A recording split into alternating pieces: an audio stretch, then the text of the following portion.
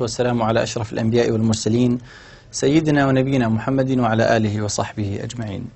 Welcome to lecture number 9. Today we are going to continue talking about speech perception and lexical access. Now in the previous lecture I showed you the famous or popular photo of the or image of the dress, the red and black or gold and white. And how is that related to what we are talking about? It's all about perception. It's not what you see, it's what you perceive. It's the information that's in your brain that actually tells you more or less how you perceive the world. So you have information in your brain about light, about what happens if light is beyond an object. Usually it's darker, right? If light is beyond my hand, for example, usually my hand or the color will be darker. So this is an information in your head. Your brain knows it. You probably don't have conscious knowledge of it, but your brain does. So because you've lived for long, you've had experiences with light, when it's very light, when it's not, when it's dark, and how colors interact and how colors change in response to light. So your brain has some information, and that's why your brain will perceive that color differently, because there was light beyond the dress. But different people have different visual experiences, of course. Anyways, in this lecture we are going to continue talking about lexical access. Now we will talk about phoneme restoration, which is another strategy that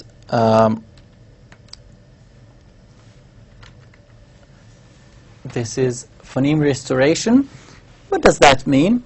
Well, when you hear something, when you hear a signal, and then there's a phoneme missing, your brain will fill in that gap. So this is called phoneme restoration. Now let's look at this break, and we will come back to this lecture. But first, let's look at this example. Now the image or the sentence, the sentence that you are going to hear is recorded. Discard. Right.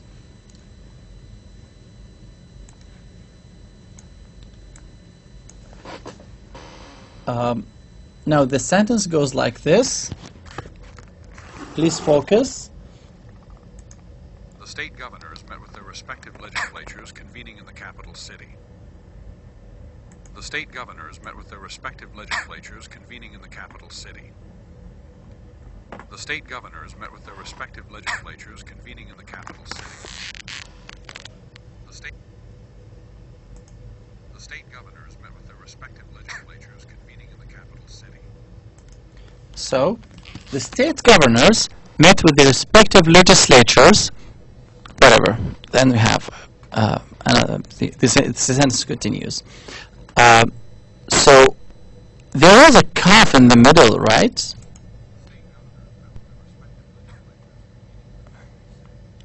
Now what I want you to do is to focus and tell me, where did you hear the S in the word legislature? Is it before, middle, or after?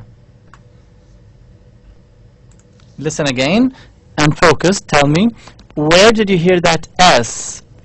In the very beginning, middle, or at the end of the word legislature? The state governors met with their respective legislatures convening in the capital city, for example. So legislature, where's the S? First, beginning, end, or middle? The state governors met with their respective legislatures convening in the capital city. The state governors met with their respective legislatures convening in the capital city.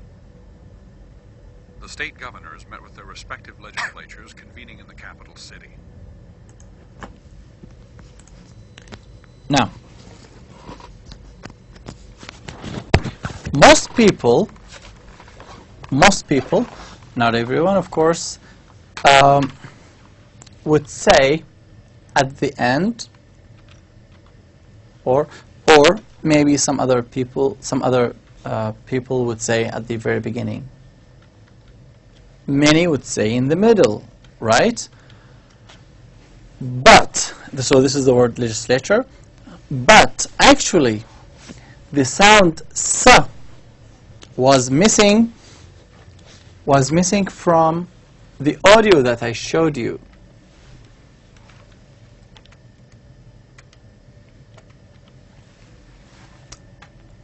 This sound was actually missing. So in a special program, they deleted the sound, more or less, or the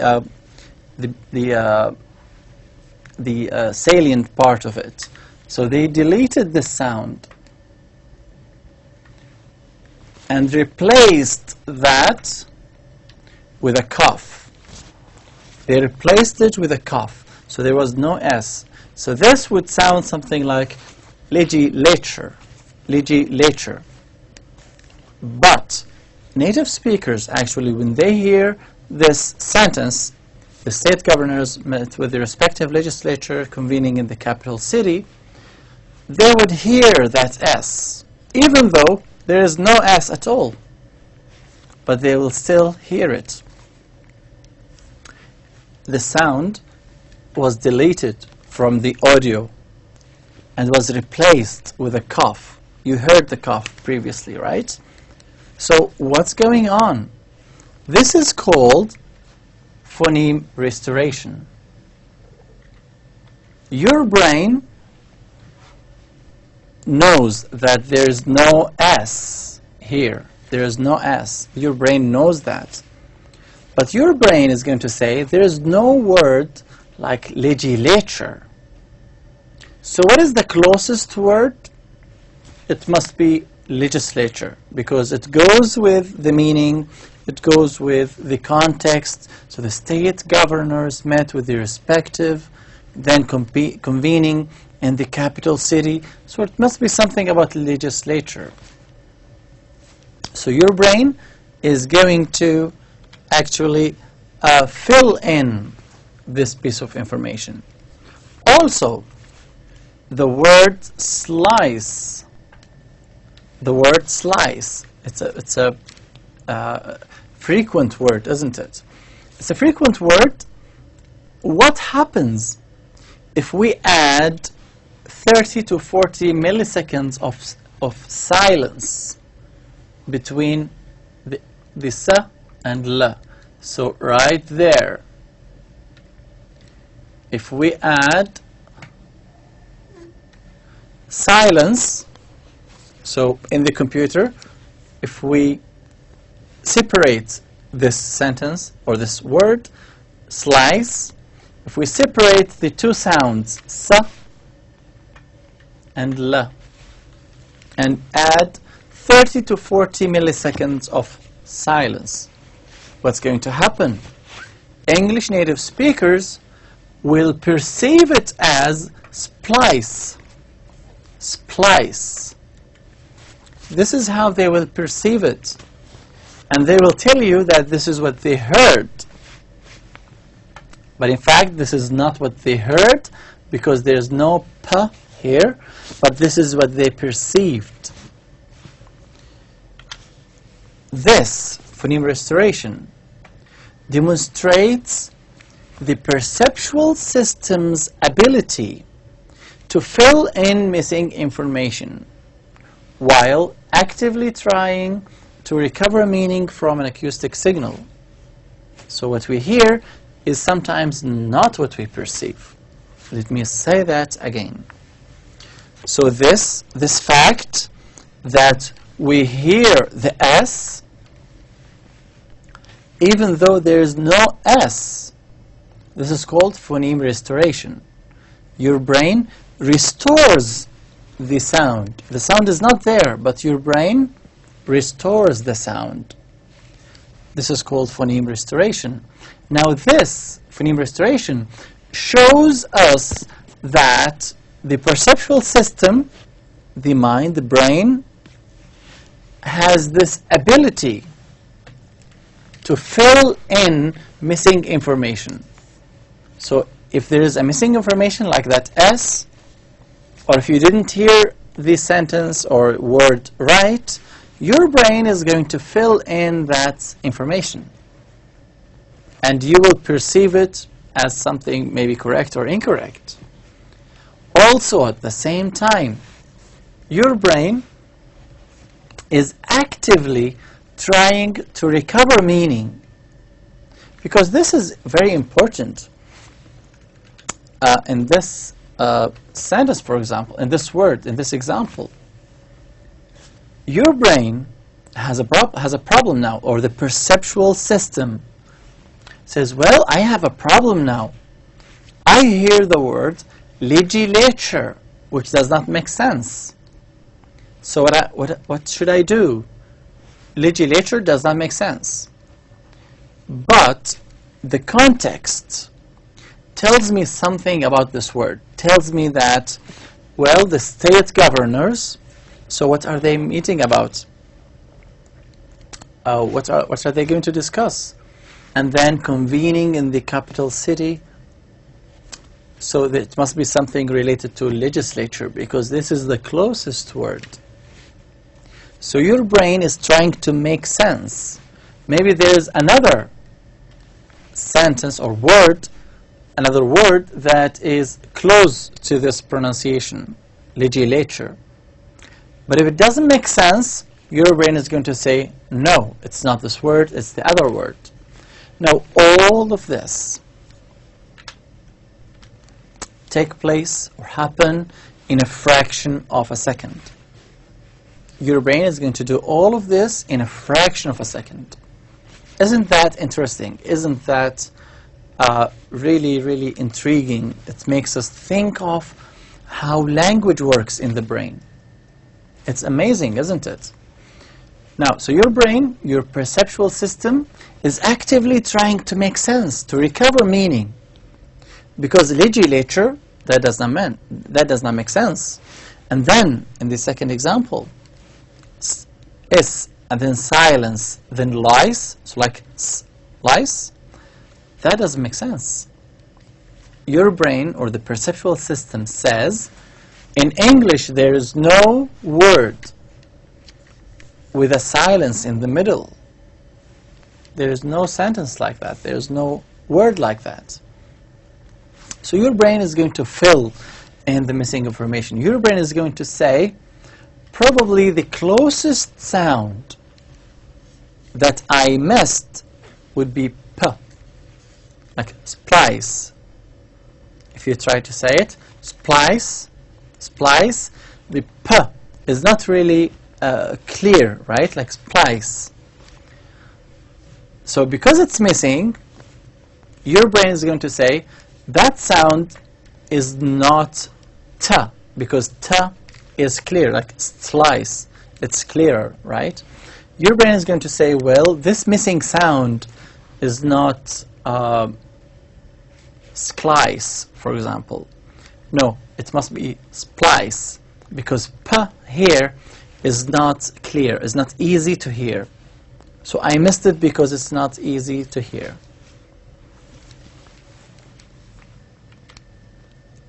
All right.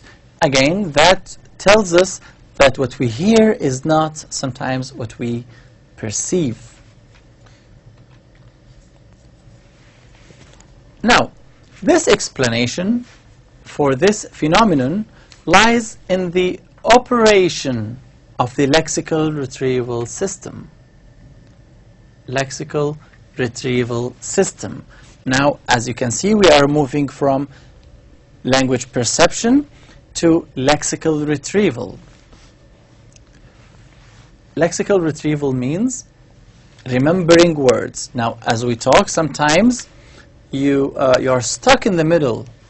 Like, what is that word that I want to say? I read it yesterday. It starts with whatever sound it is. So at this stage, you are trying to retrieve the lexical item or the word. Retrieve the word or remember it. So this lies in the operation of the lexical retrieval system. And if you remember, I showed you a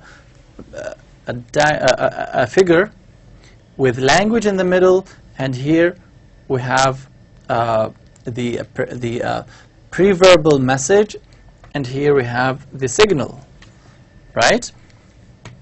We said that we have 3 stages. Here we have lexical selection, here we have syntax, here we have phonology. Sorry, it's not well written anyways, but I hope that it's clear for you to read. Okay, so lexical, syntactic, and phonological components of language. Now, this phoneme restoration takes place here. At the lies in the operation of the lexical retrieval system. When you try to retrieve words from the lexicon, or to get the word, to memorize or to remember the word from the lexicon. This is called lexical retrieval. It locates words using as much acoustic signal or information as is possible. What does that mean? Let's take the example of any word that comes to your mind. Probably explore, or explore maybe, or yeah, let's take the word explore, for example. Sometimes there are different words with only 1 or 2 different sounds in them. So maybe one sound will change the meaning of this word. All right? Okay, so when that sound, for example, is missing, when there is one sound missing in this word, think of any word that comes to your mind. That, let me just erase that first.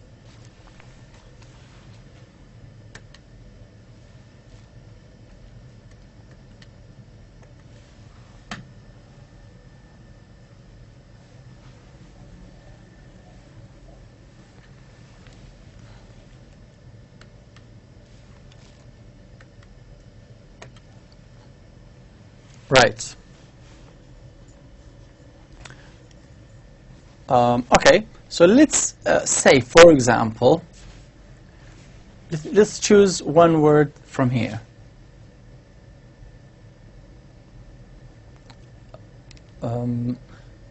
Let's take this word.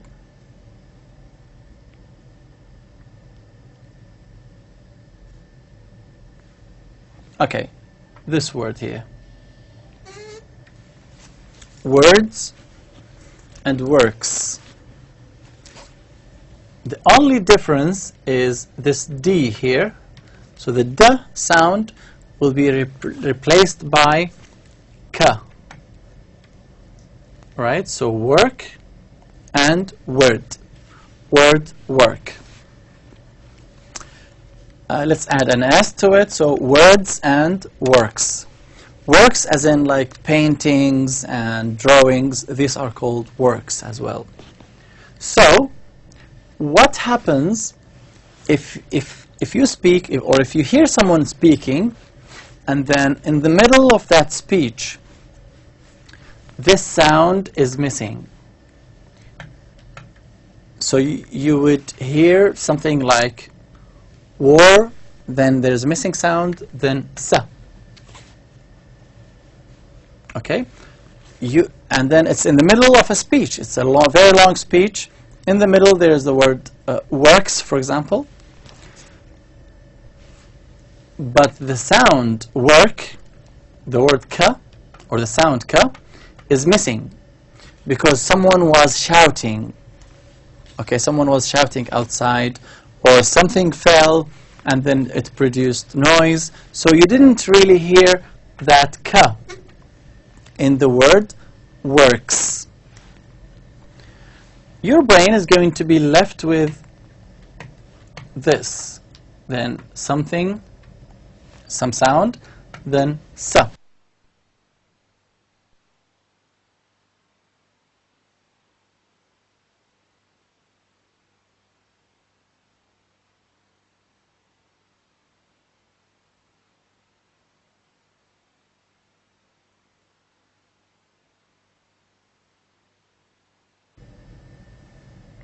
For example, this word here, words. Now, if someone was talking to you, or let's say was giving a speech, and then in the middle of that speech, he or she wanted to say the word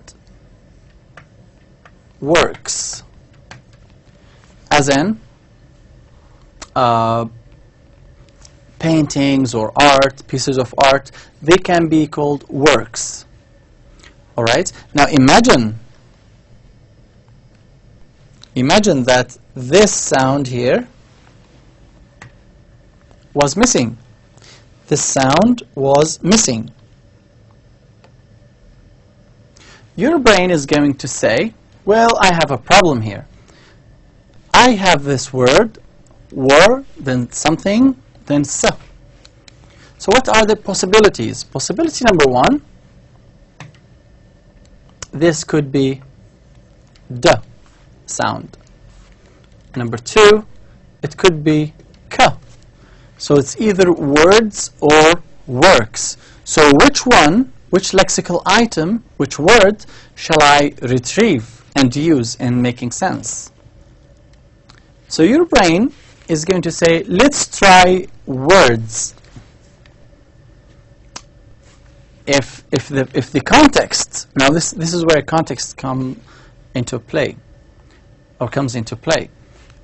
If the person was talking about someone making art, then probably your brain is going to say, it's not this one, it's this one. So that person was selling his works. That makes sense. But if I say someone was selling his or her words, it's not that clear. Depending on context, sometimes the context would say, no, it's not works, it's words. And your brain is going to use the word word or work depending on context. So you will hear the same word differently.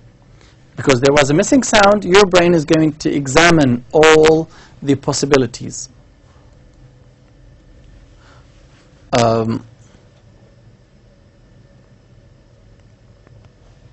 Yeah, and so on. So it's the same with any other word. Your brain is going to list all the possibilities, 1, 2, 3, 4, 5, and then we'll say, according to context, this is closest in meaning. This will make a meaning clearer. And we'll use that word, or we'll retrieve that word or lexical item, and then you will understand the sentence. Imagine this happening in less than a fraction of a second. In a very, very, it's done very, very quickly. Right. Now, mondegrins. This is something that we notice. It's the opposite of slips of the tongue. It's slips of the ear. Sometimes when you listen to music, for example, or songs, sometimes you mishear something. So, for example, in a song, for example, instead of hearing she had on a trench suit, you would hear a French suit. Instead of trench, you will hear French, because they look they sound the same. But your brain is going to say, well, I think it's French. Maybe because the song has something related to France, but it happens. Sometimes you mishear. Instead of hearing this guy, you will hear this guy. This guy, this guy. It's very close, isn't it? This guy, this guy, this guy. So sometimes in songs, you can mishear something. And I'm pretty sure you have a lot of examples like this. But there's an important difference between monogreens, something that you mishear, and phoneme restoration. Number one, slips of the ear or monogreens are a result of inattentiveness. You are not paying attention. You are not paying attention to the song or to the person speaking in front of you. Or maybe there were some noises that made it impossible for you to understand what the other person is saying. So you mishear what they say. You don't hear it correctly. Or you are not paying attention. Maybe you are thinking of something else. But the latter or phoneme restoration, which I just explained, is truly illusory. It's true illusion. You cannot tell your brain that this is not what you hear. Do you remember the video, the McGurk effect? McGurk effect is truly illusory. You cannot tell your brain, look at this person mouthing va va and hear ba ba. There is no way you can do that. Even if you know it, you watch the video again, you will still listen to it or hear it as va va or gaga or dada and so on. So it's truly illusory. This is what your brain hears. It's not something that you can control. But with monogreens or slips of the ear, something that you didn't hear correctly, if you pay attention again, you will say, oh no, I was wrong. This is something else. Right. Now, where did this come from? It came from bottom-up and top-down information processing. This is very, very important. Information processing, we do that every single day. We process information. So we hear something, we read something, our brain will process whatever we hear to make sense. Now, there are two ways of information processing. One is top-down, and the other is bottom-up. Let's read this together. An influential concept in psycholinguistics and in psychology in general is the distinction between bottom-up and top-down information processing. All right. We can ask to what extent these processes are triggered automatically based on only the acoustic signal. In this case, it's bottom-up. Or are aided by contextual information. If you get this result, if you understand something because you had information in the context, then this is top-down. So if the process of information processing is triggered or aided by context, either in communication situation or within the sentence being processed, then this is top-down. Let me give you this example. First of all, let's imagine that we have a pyramid here. Okay? At the very bottom, we have the context. So let's say here we have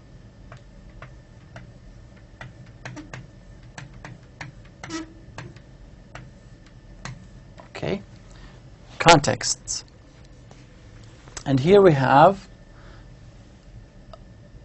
the signal.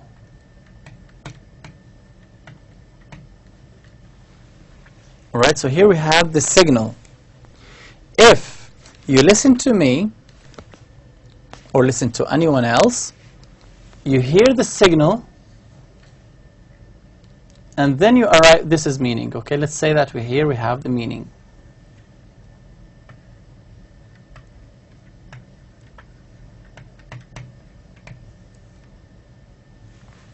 All right, the pen is not that good, but I hope that you can read. Anyways, if you get to the meaning from the signal, this is top down, right? Because this is what you heard. This is what the other person said. If the other person said, for example, the campus is nice, the university is nice, this is what he said, the signal, and then you get the meaning that the campus is nice or the university is nice. This is top down. But if it's the other way around, if you start from context, not the signal, if you hear the signal but then you get some information from the context, then you get to the meaning, then this is called bottom up.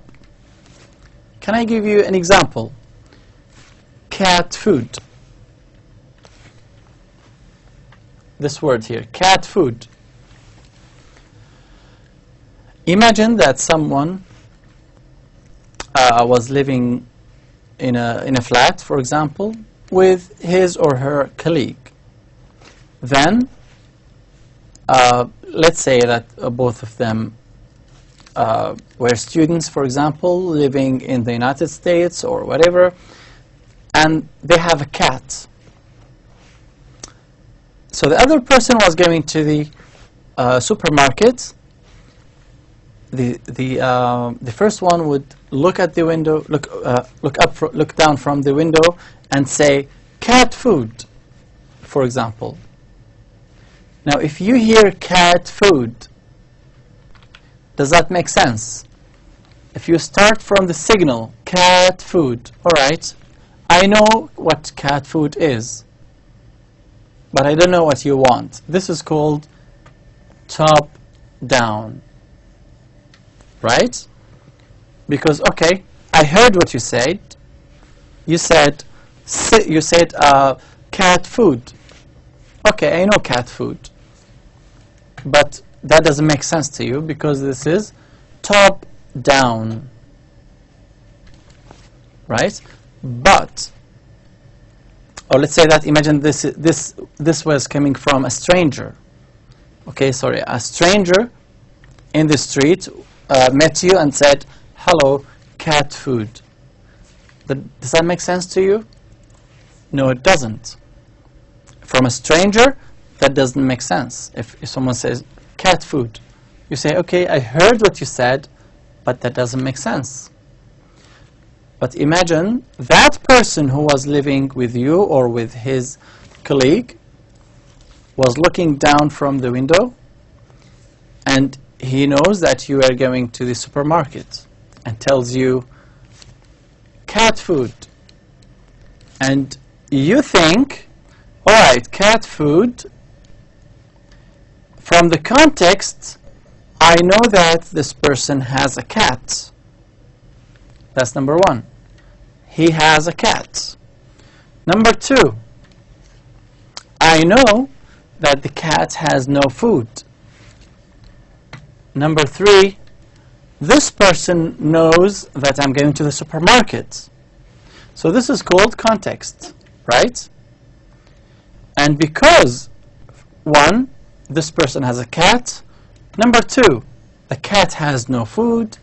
Number 3, the person knows that I'm going to the supermarket. That means the person wants me to buy cat for the food. Food for the cat, right? Or cat food. So this is bottom up. The person wants me to buy cat food or food for the cat. Now, as you can see, meaning is in the middle. If you start from the signal, a stranger saying cat food, from the signal alone, that doesn't make sense. This is top down. But if you start from context, if the information is aided, if the processing is aided by context, like I know he has a cat, I know the cat has no food. Number 3, that person knows that I'm going to the supermarket. Then this is bottom up. Bottom up. Going from the bottom up. Because it's aided by context. Now I hope that this will help you understand the world around us. Because this is how we perceive the world.